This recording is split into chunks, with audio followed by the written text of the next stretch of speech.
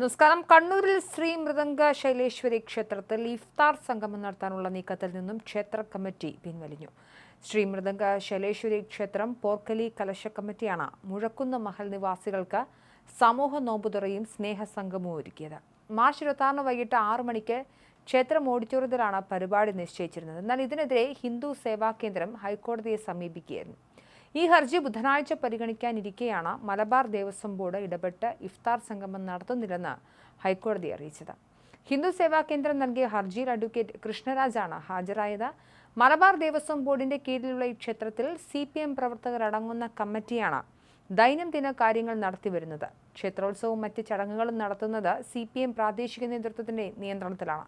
ക്ഷേത്രത്തിൽ കരാർ നിയമനങ്ങളും സ്ഥിരം നിയമനങ്ങളും CPM പ്രവർത്തകരാണ് നടത്താറുള്ളത്. അവർക്ക് തന്നെയാണ് ഇതൊക്കെ ലഭിച്ചിട്ടുമുള്ളത്.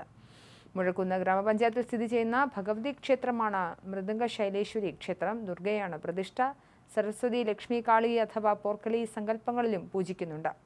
ഈ ക്ഷേത്രത്തിലാണ് CPM കടന്നുകയറാൻ ശ്രമിച്ചതെന്ന് ഹിന്ദു സേവാ കേന്ദ്രത്തിന്റെ ആരോപണമുള്ളത്. ഗണപതി, ദക്ഷിണാമൂർത്തി, ശാസ്താവ്, നാഗദൈവങ്ങൾ എന്നിവരാണ് ഈ ക്ഷേത്രത്തിലെ ഉപദേവതകൾ. പഴശ്ശിരാജ യുദ്ധത്തിന് മുൻപ് ഇവിടെ കുരുതി പൂജ നടത്തിയിരുന്നു എന്ന് വിശ്വസിക്കപ്പെടുന്നു. പരശുരാമൻ സ്ഥാപിച്ച 108 ദുർഗാക്ഷേത്രങ്ങളിൽ ഒന്നാണിതെന്നാണ് വിശ്വാസം.